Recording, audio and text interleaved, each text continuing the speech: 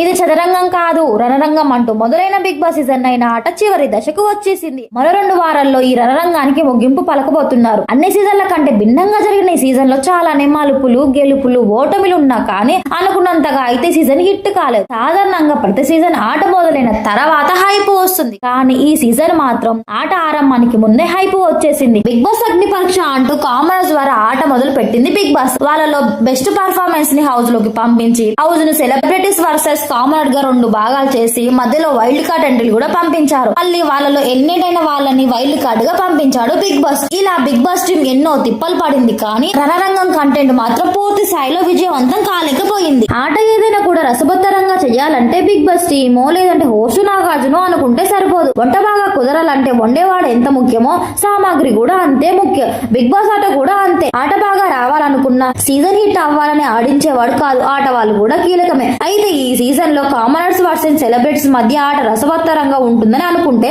Commoners గా వెళ్ళిన వాళ్ళు మొదట్లో ఊపారు, కానీ ఆ తర్వాత తుస్సు అనిపించారు. ఆ తర్వాత వైల్డ్ కార్డ్ ద్వారా హౌస్ లోకి వెళ్లిన వాళ్ళు ముందే బ్యాగ్ సర్దేసుకున్నారు. ఒక్కరంటే ఒక్కరు కూడా ఉండలేకపోయారు. కనీసం 12 వారాల వరకు కూడా ఒక్కరు కూడా ఉండలేకపోయారు.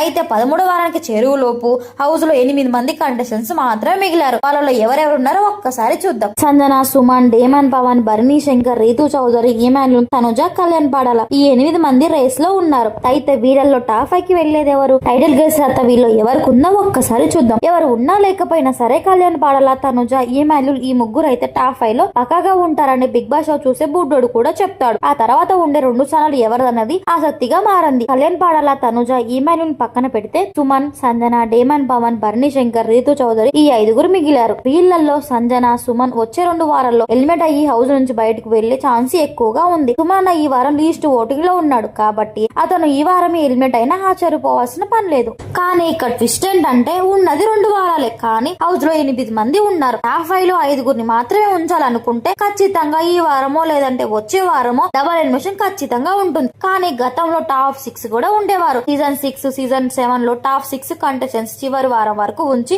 మిడ్ వీక్ లో ఎలిమినేట్ చేసిన సందర్భాలు చాలానే ఉన్నాయి. ఇలా అర్జున్, సి సత్య అలానే చివరి వారంలో హౌస్ నుంచి పంపించేశారు. ఒకవేళ అదే ఫార్ములా ఈ వారం కూడా కొనసాగితే టాప్ 6 లో ఖచ్చితంగా డేమన్ పవన్ ఉండొచ్చు. లేదా టాప్ 5 మాత్రమే అనుకుంటే మాత్రం డేమన్ పవన్ టాప్ 5 లో ఉండే అవకాశాలు అయితే లేదు. ఎందుకంటే రీతు చౌదరి టాప్ లో ఉంటే డేమన్ పవన్ ఖచ్చితంగా అవకాశం లేనట్టే. ఇక భరణి శంకర్ టాప్ 5 లో ఉండే ఛాన్స్ అయితే ఎక్కువగా కనిపిస్తుంది. ఎందుకంటే ఎలిమినేట్ అయిన అతన్ని మళ్ళీ హౌస్ లోకి తీసుకొని రావడం, అందులోనూ అతనికి జనసేన ఎక్కువగా కీలకమైన పాత్ర పోషించడం, మెగా ఫ్యామిలీలో ఉన్న నాగబాబు బిగ్ బాస్ స్టేజ్ మీదకి వచ్చి మరి అతనికి సపోర్ట్ చేయడంతో ఇక భరణి టాప్ 5 లో ఖచ్చితంగా కన్ఫర్మ్ అయినట్టే. ఆ లెక్కను చూస్తే టాప్ 5 లో ఉండే కంటెస్టెంట్స్ లిస్ట్ ఒక్కసారి చూసుకుంటే కళ్యాణ్ పాడాల, తనుజ, ఇమాన్యుల్, రీతు చౌదరి, భరణి. ఇంకా ఎలిమినేషన్ అయి వెళ్ళిపోయే వాళ్ళ నేమ్ చూసుకున్నట్టయితే సుమన్, సంజన, డేమన్ పవన్. ఇంకా నిజానికి మనం మాట్లాడుకుంటే మాత్రం భరణి, రీతు చౌదరుల కంటే కూడా డేమన్ పవన్ ఫిజికల్ గా చాలా స్ట్రాంగ్. బిహేవియర్ పరంగాను పర్లేదు, కానీ రీతుతో అంటు పెట్టుకొని ఉండడమే అతనికి శాపంగా మారింది. ఫస్ట్ నుంచి లాస్ట్ వరకు రీతు కోసమే ఆశ, రీతునే ధ్యాస అన్నట్టుగా గేమ్ ఆడుతున్నాడు. ఇంకా చివరికి రీతు కోసమే టాప్ 5 నుంచి అతను వెళ్లిపోయే పరిస్థితి వచ్చేసింది. ఇంకా ఈయన షోయింగ్ ఎలా ఉందంటే టికెట్ టు ఫినాల్ కొట్టేది నేనే అంటూ మంగమ్మ శపథాలు చేసిన డేమన్ పవన్